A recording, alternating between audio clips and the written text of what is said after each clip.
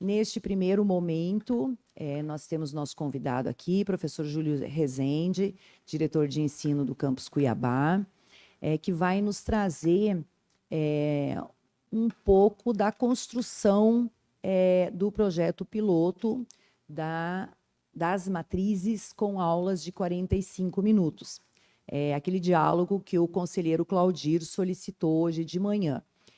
Nós estamos aprovando os projetos pedagógicos de curso, as reformulações do campus Cuiabá, já em função desse projeto piloto, projeto que foi autorizado pelo Conselho Superior da nossa instituição, como um projeto para avaliação, né? Então, agora em 2024, vão começar a rodar essas matrizes com aulas de 45 minutos, e, ao final do semestre, depois ao final do ano, serão feitas avaliações envolvendo o corpo docente do campus, o corpo discente, os estudantes. Nós, aqui da Pró-Reitoria de Ensino, também vamos acompanhar, vamos participar, para que nós possamos, ao longo dos 3 anos desse primeiro ciclo do projeto piloto, a gente possa chegar a algumas conclusões dos benefícios, percalços, dificuldades ou alegrias deste formato que o Campus Cuiabá sugere neste projeto piloto. Para que haja uma compreensão melhor de como foi feito toda essa caminhada no Campus Cuiabá, que nós convidamos o professor Júlio para estar aqui conosco e dialogar conosco sobre esta caminhada feita no campus, né? Considerando que todos os PPCs dos cursos técnicos integrados foram reformulados de uma só vez num movimento coletivo de todo o campus. Professor Júlio, seja bem-vindo ao nosso conselho. CONCEP é o segundo conselho mais importante dessa instituição, logo após o Conselho Superior. Aqui tramitam todos os projetos pedagógicos de curso, aquilo que move o nosso ensino, que orienta cada momento de sala de aula, está sendo orientado por um projeto pedagógico de curso que passou por este conselho aqui. E também projetos de pesquisa, projetos de extensão são discutidos neste conselho aqui. Hoje de manhã nós temos quórum aqui, nós estamos com 16 conselheiros, então nós precisamos de metade para ter quórum. De manhã nós tínhamos mais 2 conselheiros, o professor Claudir, conselheiro Claudir, avisou Terezinha que teve que retornar ao campus, o conselheiro Franques deve já estar chegando e o conselheiro Marcos também. Agradeço muito a tua disponibilidade de estar aqui conosco, vir dialogar e a gente poder tirar um pouco de dúvida sobre esse projeto piloto que o campus está conduzindo. Seja bem-vindo, a palavra é sua. Muito obrigado, Luciana. Boa tarde, colegas. Boa tarde aos que nos assistem. Obrigado pelo espaço. Nós estamos num momento que eu entendo que é muito frutífero, porque a gente está dialogando em prol de currículos que podem trazer transformações efetivas no cotidiano dos estudantes, dos professores. Então, eu me sinto muito feliz por estar aqui e que a gente tenha uma ótima tarde juntos. Bom, a matriz de 45, ela é o resultado final de um longo processo de 2 anos de trabalho. Então, quem está falando aqui não sou só eu, é também os 20 e poucos membros do grupo de trabalho da matriz. Mas também não somos só os 22 membros desse grupo de trabalho da matriz. São os 91 membros que estão na portaria da comissão de reformulação dos 7 cursos de ensino integrado médio do nosso campus. Em alguns momentos, como foi votação aberta, e nós contamos com mais de 200 e poucos votos, e os outros 100 e poucos que não participaram, não o fizeram nestes momentos por vontade própria, pois tiveram muitas oportunidades. Então, eu falo aqui como esses 400 colegas do campus, porque foi um processo de 2 anos e foi o melhor que esse coletivo pôde fazer. É um projeto, um conjunto de PPCs que já é possível visualizar fragilidades, mas eu acho que ele traz muitas fortalezas, muitas coisas interessantes, e foi o que foi mais possível a partir de muitas cabeças, pensando juntas, né? Algumas pessoas poderão olhar para esses PPCs e dizer não são tão inovadores, outras pessoas vão dizer, e nos disseram, que a gente está inovando muito. Contudo, foi o que o nosso coletivo conseguiu fazer. Bom, nós estamos chamando aqui de currículo integrado para o Ser Mais, por causa de nossas referências e da forma como ele foi construído, como ele está escrito e como a gente quer que ele venha ser inventado no mundo da prática. O papel aceita qualquer coisa, né? Então a gente pode escrever PPCs lindos, mas o grande desafio é inventá-los no cotidiano. E esse desafio, para nós, ele já começou, o PPC não está em implementação, né? Eles serão implementados agora em 24/1, no início de 2024. Contudo, a gente já começou o processo de implementação de outras formas que eu detalho mais a seguir. Agora, o comum na nossa realidade é que a gente forma uma comissão de 5, 6, 10 pessoas naquele curso específico, naquela área específica, e aquela comissão normalmente especialista da área, principalmente da parte técnica, raramente com especialistas da pedagogia, e essa comissão começa, pelo menos na nossa realidade, com um puxa e estica de disciplinas. A minha tem que ser maior, a outra tem que ser menor, a minha vem para o quinto, essa aqui não está funcionando no segundo, e esse é um momento importante dos PPCs.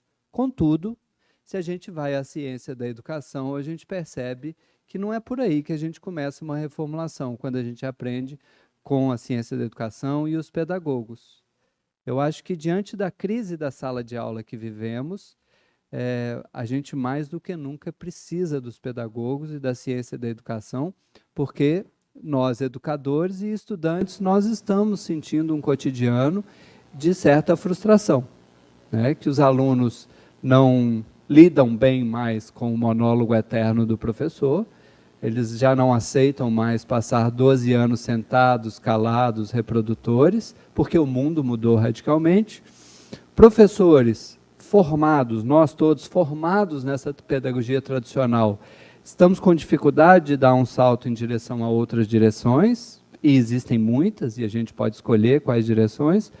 Contudo, a gente em geral, é muito enraizado nessas pedagogias tradicionais, e a gente está com bastante dificuldade em geral. Então, há uma crise instalada no seio da sala de aula, que eu acho que é o grande desafio que a gente tem para as próximas décadas. Em 2050, eu imagino que a gente não tem a menor ideia como vai ser uma instituição de ensino. Se colocar os maiores especialistas, eu acho que eles não terão condição de apontar como é que serão as instituições de ensino em 2050. E aí a gente tem esse desafio que não é de uma geração de um PPC, o desafio são das próximas gerações de PPCs. E eu acho que um erro a gente não pode cometer, que é de renovar PPC de 10 em 10 anos, de 12 em 12 anos, de 15 em 15 anos. Agora, PPC tem sido muito dolorido para as comissões. Para além dos debates, das brigas, os documentos muito extensos, muito grandes, né, 150 páginas. Hoje mesmo eu recebi um de uma universidade amiga, de 300 páginas. Alguém me mandou, veja esse PPC novo de 300 páginas. Qual o professor que chega e caprichosamente vai ler um PPC de 300 páginas para entrar na sala de aula? Qual aluno que você vai apresentar o projeto de curso, ou qual família, ou qual estudante que vai ler? Então, quando a gente vê PPCs com 40 páginas, são mais acessíveis da gente entender aquela essência. Bom, então a matriz de 45 eu chego nela daqui a pouquinho, porque eu vou explicar um pouquinho do processo. Vamos lá. Bom, primeiro é preciso dizer que a gente não tem intenção de reinventar a roda e a gente está partindo dos ombros de gigantes. Nós temos uma instituição de 114 anos e que nessa instituição a gente tem uma longa tradição do aprender fazendo. Então, quando o John Dewey, que é uma grande referência da pedagogia, disse, um século atrás, ou muitas décadas atrás, que ele sonhava com uma escola-laboratório, o Instituto Federal é bastante parecido com os sonhos do John Dewey. No nosso campus, a gente tem 40 salas e 70 laboratórios.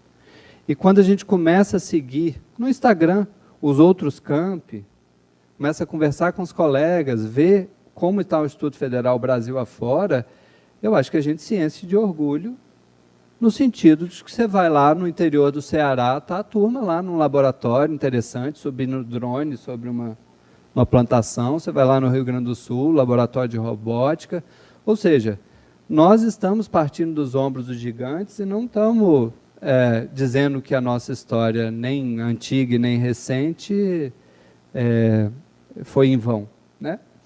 Então, se você olhar o currículo nosso hoje, em termos de educadores e de estrutura, é um excelente currículo. A mistura entre laboratórios, projetos, pesquisa, eventos de arte, aulas de campo, eventos de esporte.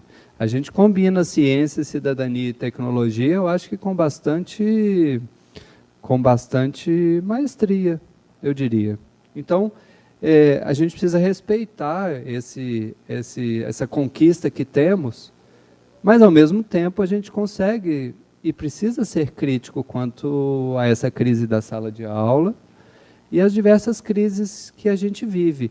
Eu nem estou trazendo aqui o currículo informal, que é riquíssimo para os nossos alunos. Eles amam nossos campi profundamente. Os campos são grandes, tem árvore, laboratórios, tem um sentado tocando violão, o outro passando para a Olimpíada de foguete, com foguete na mão.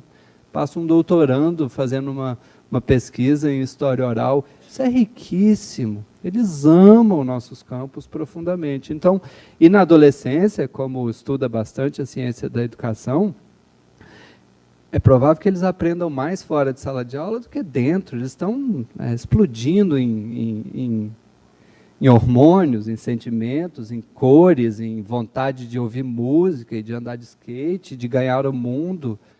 Então, eu estou entre aqueles que entendem a importância do momento do adolescente fora de sala de aula.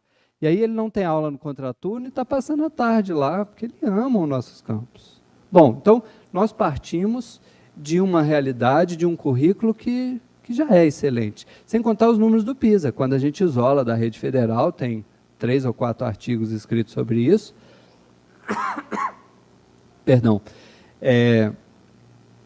Os nossos números de PISA nos colocariam entre o 4º e o 10º país do mundo, em termos de qualidade de PISA. Os números do PISA têm coisas a serem consideradas, não são um reflexo, talvez não representem exatamente, fidedignamente a qualidade, mas é um indicador interessante. Se você isola o Instituto Federal, os números nossos no Brasil, a gente entrega uma qualidade que está, com certeza, entre os 10 melhores países do mundo, gastando menos que eles. Bom,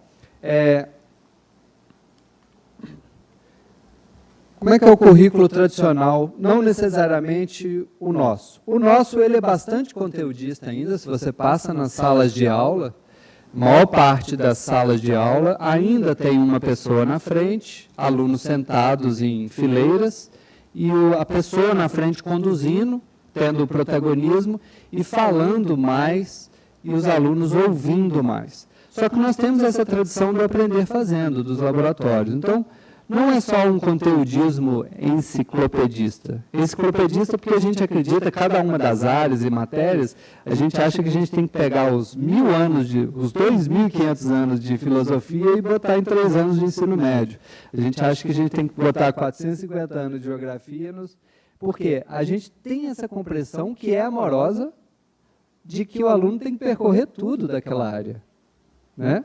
Bom, então é enciclopedista também, e por isso estamos sempre atrasados, os professores estão sempre sendo engolidos pela agenda e pela ementa, né? A gente é atropelado pela ementa constantemente. Mas a gente é bastante empirista, o que é espetacular, eu acho. E aí o que acontece? Nós temos esse currículo, a centralidade dele ainda é um pouco assim.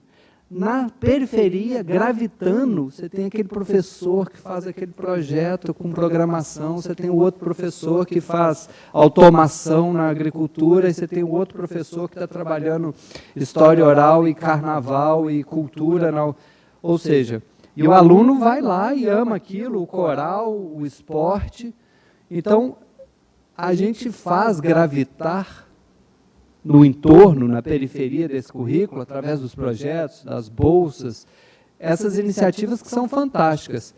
O sonho meu é que a gente traga para a centralidade dos nossos currículos essas iniciativas. E aí a gente tem, aí sim a gente teria o John Dewey na prática, quando ele sonha em entrar numa escola e os alunos estão ali fazendo, desenvolvendo projetos, aplicando na comunidade. Para a gente entrar numa instituição de ensino como a nossa e os alunos estarem junto com professores, aprendendo e ensinando, se relacionando. Bom, então, o que é a pedagogia tradicional? Baseada no monólogo eterno do professor, baseado na competição, pouca colaboração, baseado em estudantes apassivados, sentados, ouvintes, uma sala de aula que é cinza quadrada e te isola do mundo, ali você deve sentar e aprender sobre o mundo, só que o mundo está lá fora. Músicas, teatro, som, cores, ciência, mudanças climáticas, mobilidade urbana, violências, e a gente aprendendo de forma indireta com o mundo e uma centralidade na memorização, na reprodução. E aí...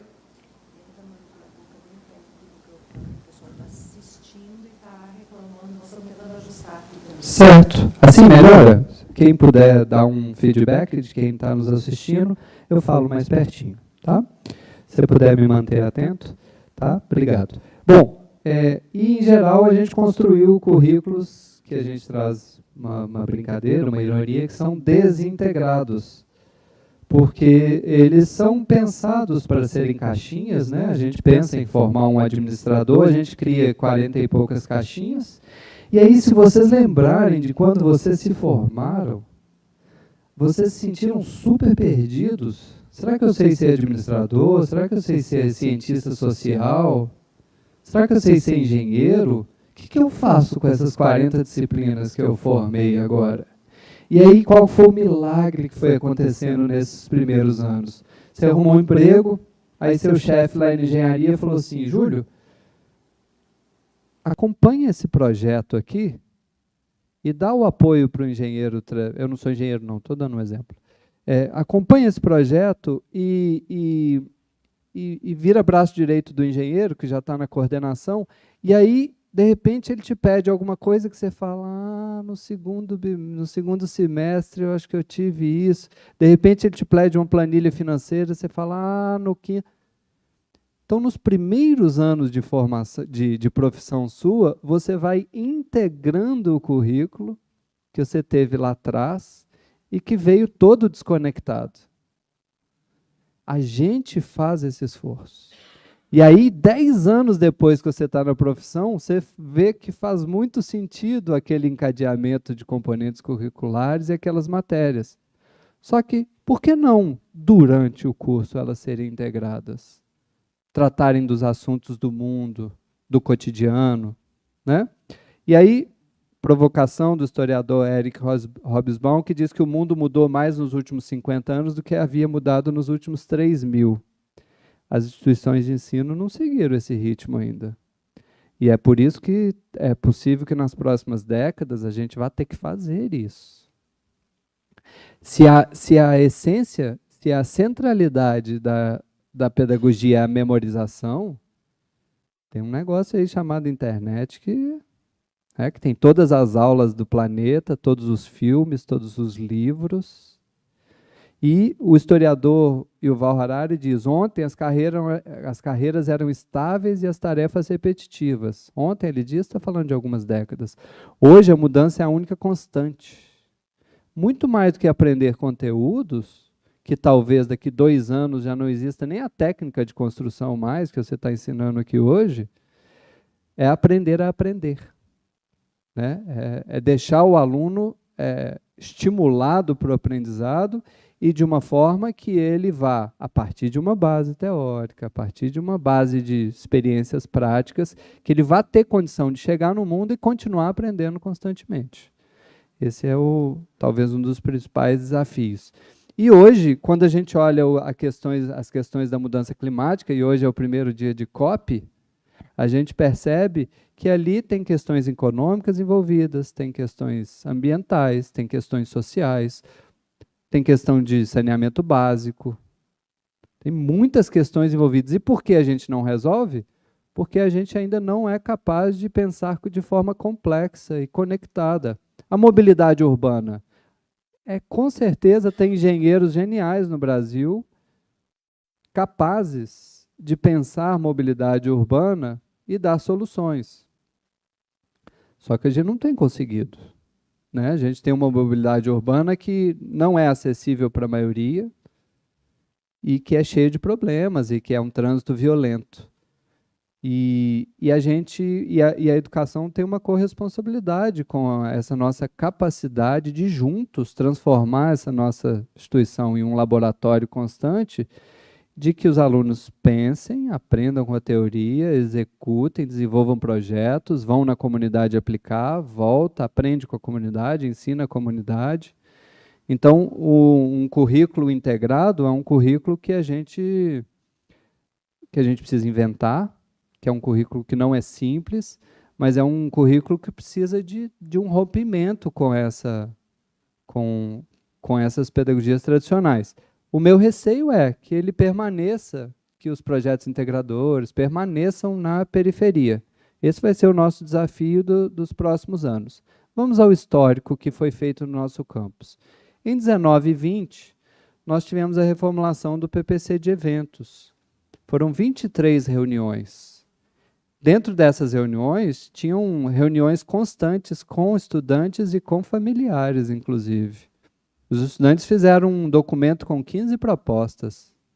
E debate com todas as áreas, no campus que eu venho, não era comum as áreas participarem dos PPCs. Era comum aquela equipe técnica específica. Né? E a gente sabe que construção de PPC é também tem a ver com disputas políticas, disputas de poder.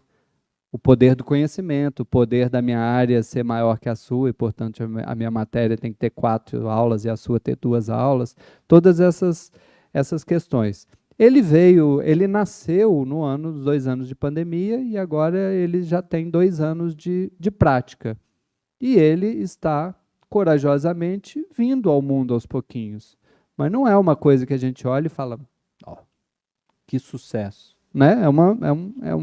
É um aprendizado. Mas a partir desses PPCs, a gente resolveu em 21 e 22 entrar num amplo debate com o campus e fazer o melhor que o campus podia. Nós fizemos essas lives que a gente chamou de FMT em Diálogos, hoje no nosso site já estamos chegando a 40. Inclusive com outras áreas. Nós tivemos uma recente com uma educadora da Associação Brasileira Montessori. Não é que a gente não tenha identidade, a gente é EPT, a gente sabe de onde a gente vem, quem a gente tem potencial poder epistemológico, a gente tem histórico, mas, Montessori, respeitando a minha identidade, o que você tem a me ensinar? Por que a sua sala, por que você radicaliza a autonomia? O que você vê nas crianças que a sua sala, você tem no canto biblioteca, no outro canto ferramentas de madeira, no outro canto violão, e quem faz a rotina diária é o próprio estudante. Amplia isso para o adulto, essa sala Montessori. É um campus do IF. Talvez a gente só tenha que se livrar um pouquinho das aulas tradicionais. Talvez uma pequena sala Montessori seja um grande campus do IF. Talvez esse seja um sonho. Então, a gente fez esses diálogos, estão todos no nosso site, todos disponíveis. E aí a gente formou a comissão de PPC, ela terminou com 90 e poucos membros, e ela foi constantemente aberta para a entrada de novos membros do campus. Constantemente aberta. Toda reunião era iniciada. Aqueles que quiserem, no momento que quiserem, venham para a comissão.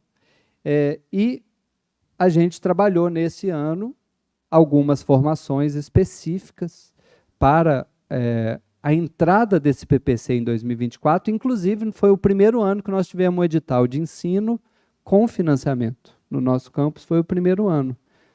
Para ter a experiência, porque o ano que vem a gente quer que esse edital de ensino, que ele já está prontinho, a gente já fez, acertou e errou nesse ano, o ano que vem, que é o primeiro ano de currículo, a gente já tem um ano de experiência em edital de ensino com apoio e, portanto, a gente já vai entrar no segundo ano um pouco mais experiente.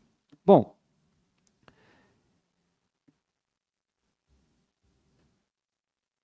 nós tivemos vários momentos de participação.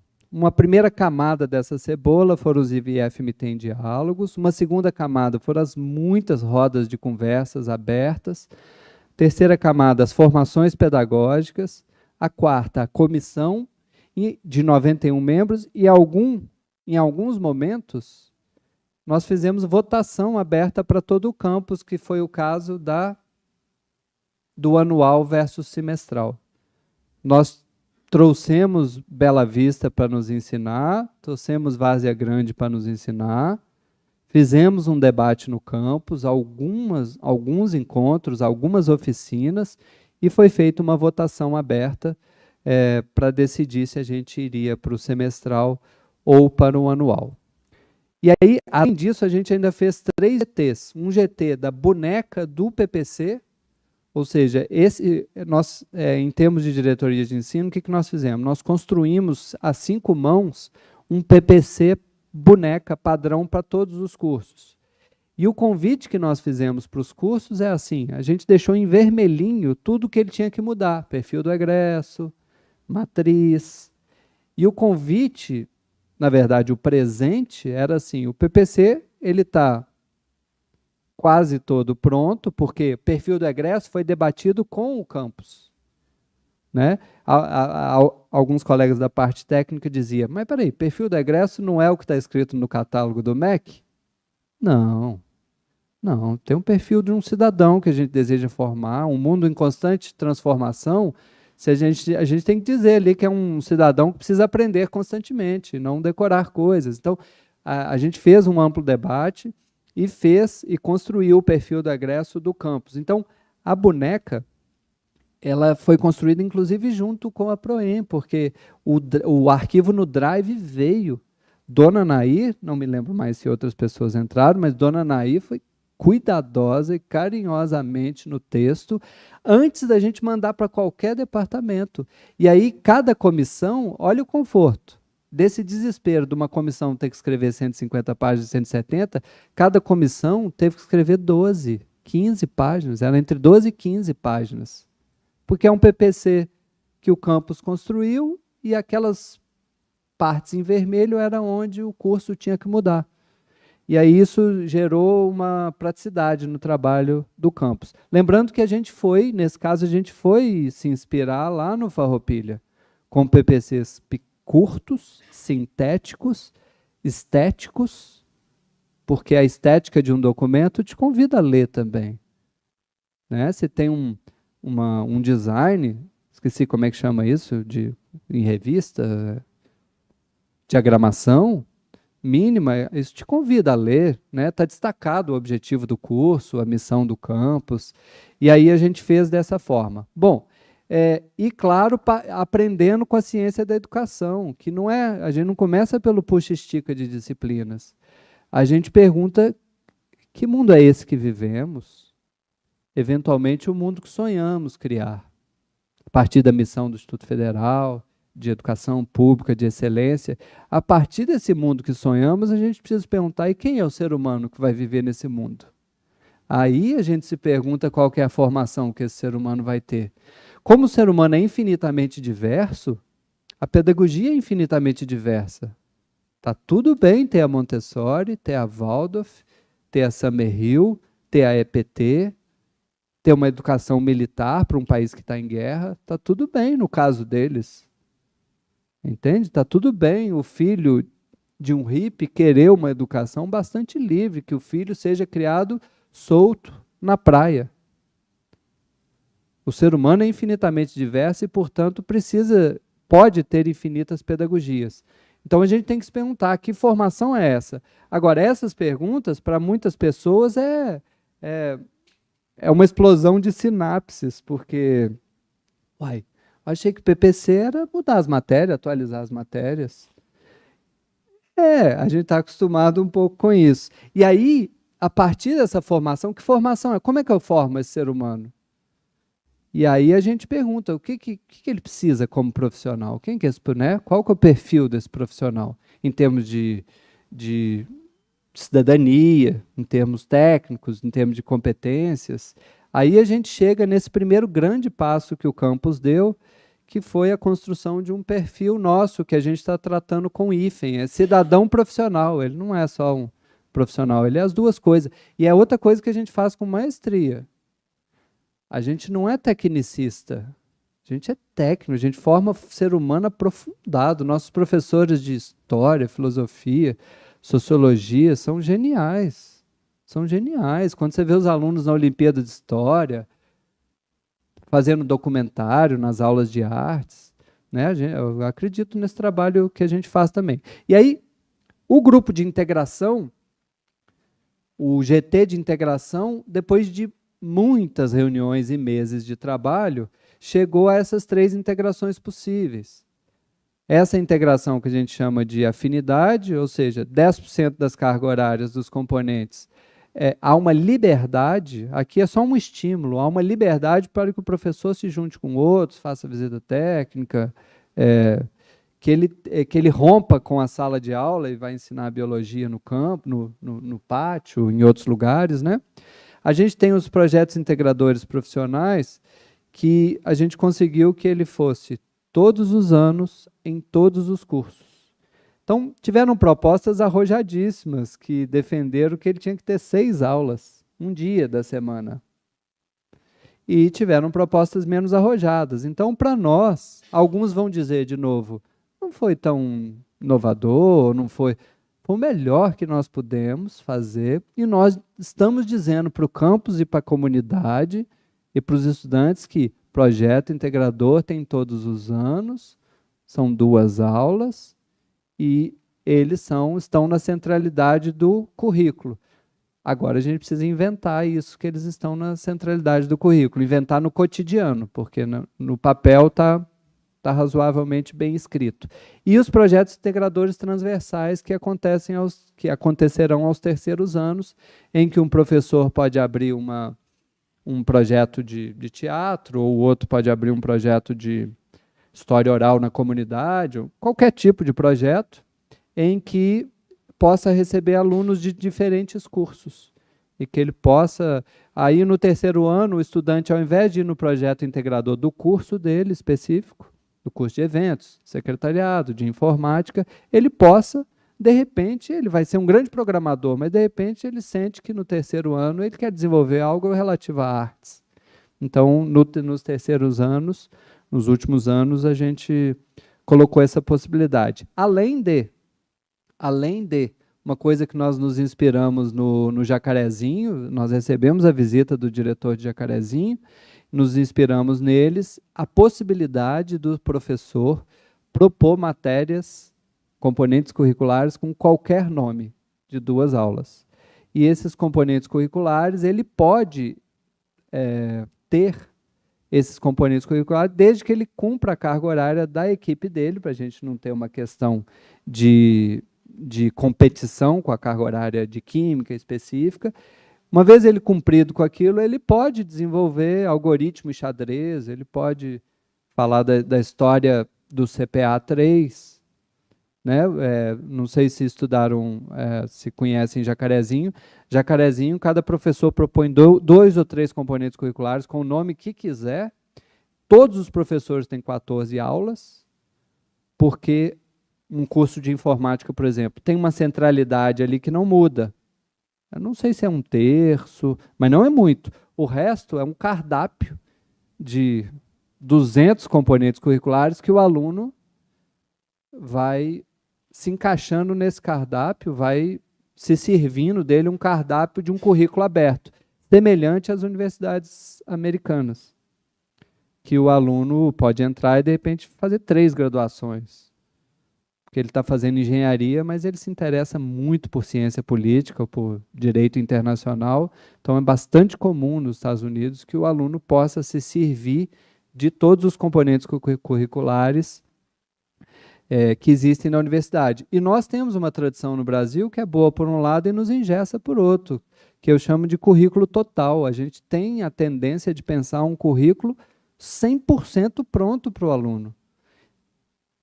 50 anos atrás podia fazer sentido, mas no mundo que muda constantemente, um aluno que é muito mais do que alguém que ou que só vai fazer conta, ou que só vai gerir uma empresa, ou que... Muito mais do que isso.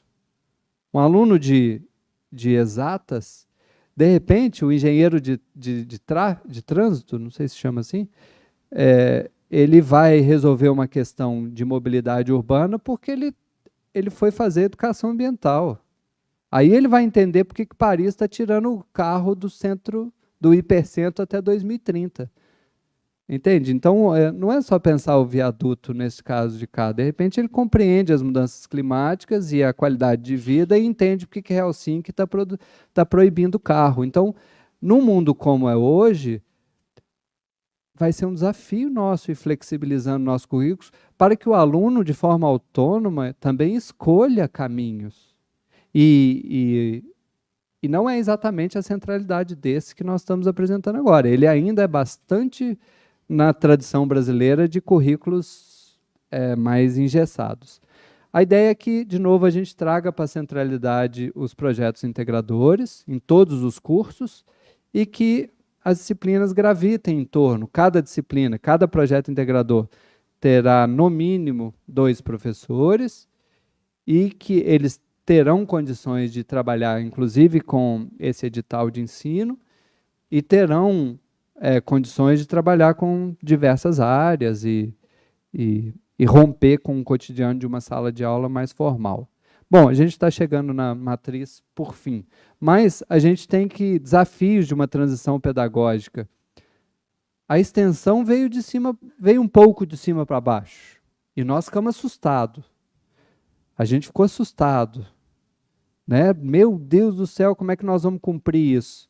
Nós estamos inventando ela na prática. E eu acredito que nós estamos melhorando a vida do aluno e do professor quando a gente abre a sala de aula para a comunidade. Tem gente dando consultoria em empresa, tem gente agora criando um curso atrás do outro de MOOC para botar na nova plataforma do CREAD. Né? Um curso de MOOC, tem professor lá, colega do campus, que o canal do YouTube dele tem cursos de concreto, de testar cursos específicos, tem 20 mil visualizações. Até a gente ter 20 mil alunos, talvez eu gaste alguns anos. Então, um curso dele está chegando para uma comunidade enorme. É potente isso. É potente você ter um professor do Instituto Federal que abre o seu curso no YouTube, ou no MOOC, ou na plataforma, e isso chega à comunidade. Bom, essas optativas de temáticas livres que eu trouxe, metodologias ativas, que não são modismos, é a palavra que sintetiza um movimento na educação de mais de 100 anos, que pode ter começado em Rousseau, em 1770, com o livro Emílio, quando ele diz que tem que criar uma criança no jardim, brincando, que não pode necessariamente dizer a ela, tá frio, não sai lá fora, deixa ela sentir o friozinho, depois O cara começa a refletir sobre isso em 1770. Esse livro é referência para muitos países, muitos educadores. Depois vem toda uma tradição da escola nova, de grandes educadores mundo afora, até chegar no Brasil e o Brasil potencializar essa tal escola nova a mil, com Paulo Freire. E virar o mundo da pedagogia do avesso e de você ter hoje dizendo, a Finlândia, dizendo que Paulo Freire é referência para eles. Então, metodologia ativa não é modinha, não é professor que canta, não é dinâmica. Metodologia ativa é um conceito que busca sintetizar uma tradição em que o aluno deixa de ser objeto, que ele se torna sujeito, que a gente passa a entrar na sala de aula na relação sujeito-sujeito. O aluno tem inteligências, já sofreu, já sorriu, já se emocionou com músicas, já ajudou o tio numa fase difícil.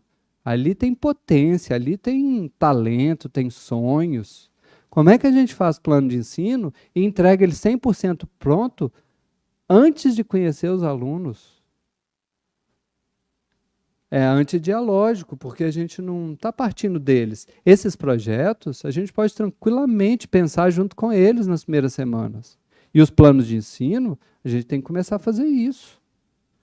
Tem que dar um espaço no plano de ensino para ser construído junto com os alunos. Quem são eles? O que eles precisam?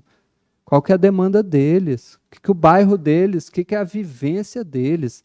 Nós tivemos uma visita da TV Centro-América, e aí, eu vou fugir, mas eu volto em um minuto, tá? A gente teve uma visita da TV Centro-América que o repórter ele era de outro estado. Ele foi se emocionando laboratório após laboratório. A gente escolheu os mais bonitos, né? E o câmera não dizia nada, eu não tinha ouvido a voz do câmera. Na hora que eles estavam indo para o estacionamento, eles viram um laboratório de xadrez. Aí eu fico emocionado, porque aí ele pediu para ver.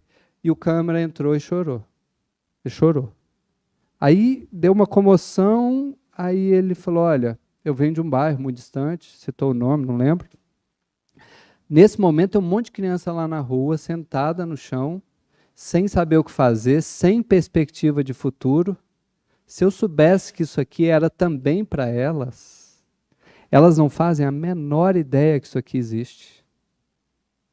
Se eu soubesse, ele chorou, fico emocionado, ele chorou de ver laboratório. Era uma sala com 10 mesas e 10 jogos de xadrez, 10 tabuleiros em cima e uns livros da 1700 e bolinha dos russos jogando xadrez na estante. Era uma sala simples, mas ele já tinha visto outras que a gente selecionou. Bom, e aí a gente tem esse desafio maior do que esse PPC. O desafio é nas próximas décadas. Nós vamos ter esse observatório da matriz de 45 e do currículo, ele não pode deixar de, ao final do primeiro ano, fazer uma boa análise, ao final do segundo, ao final do terceiro, mas nós precisamos, ao final do terceiro ou do quarto, já partir para a segunda geração de um currículo integrado. Nós não podemos esperar 10 anos. Isso aqui é só o começo. Se a gente perder o fôlego, a gente não vai dar conta de fazer a transformação que a sociedade precisa. A gente acabou escrevendo esse conceito para chegar na matriz de 45, que é o currículo integrado para o Ser Mais promove processos de ensino-aprendizagem de forma que os conceitos e as práticas sejam aprendidos como parte interdependentes de um sistema, tendo como missão a educação e o florescimento de um cidadão profissional, considerando o estudante como um ser integral, né, que pensa, sente e age. Lembram dos pilares lá da educação da Unesco? Aprender a aprender, aprender a conviver, aprender a ser. Está intimamente conectado ao mundo que o transforma e é transformado por ele. Bom, matriz. Aí, por que eu não comecei falando da matriz? Porque o que ela não é? Ela não é um remendinho para caber as 3.000 horas. Ela não é engolir a reforma do ensino médio que foi proposto, e os institutos federais resistiram lindamente, com muito brio, desde o documento do CONIF, né? Desde o documento do CONIF até a postura aqui da reitoria, da PROEM, nos campi. Nós mantivemos as áreas todas, respeitamos as áreas. A pergunta que a gente precisa se fazer é, beleza, quem tem uma postura crítica, e eu tenho com relação ao ensino médio, ótimo, vamos resistir. Na hora que passar a tempestade, nós vamos pensar quais currículos. E aí é um desafio, inclusive, para os colegas do Estado. Passando a tempestade, a gente conseguindo rever, eles vão ter que pensar, porque também nós não podemos voltar para o antigo normal, porque senão a gente continua no modelo de um falando e muitos ouvindo. Vamos lá. Então, o que essa matriz traz? Ela é fruto desse grupo, desse GT de 20 e poucas pessoas, dos vários departamentos, lá no campus são 5 departamentos, departamentos muito diferentes, uns de humanas, outros de engenharia, outros da computação, muitos técnicos participaram, gente da pedagogia, e ela foi a 6ª proposta. Depois de quase 2 meses de trabalho, qual que era a metodologia do grupo? A gente ia estudar outras matrizes, Brasil afora, dos IFs. Tanto é que a gente trouxe do IF Farroupilha para falar para a gente trouxe do IF Jacarezinho para falar para a gente, foi um soco na nuca nosso, e foi ótimo, foi ótimo. Eu me lembro que num corredor, um dia eu estava indo para casa, o corredor é longo, aí um professor me falou, olha, desse jeito que vocês estão fazendo, vocês estão acabando com o DABC. Aí eu falei, nossa, aí eu fui pensando, né? Aí no final do corredor, ó, desse jeito que vocês estão fazendo, estão transformando o DABC em protagonista. Aí eu entrei no carro e já não estava entendendo mais nada, né? DBC é o nosso departamento que congrega as ciências e a base comum, a história, a geografia, a filosofia, a matemática, né? O DBC não tinha participado antes de nenhuma reformulação, a não ser naquele momento que a comissão fala assim, e as ementas? Vamos mandar um e-mail pedindo as ementas. Ah, mas eles não fazem, dá um prazo. E eles participaram ativamente. Então, aí cada pessoa,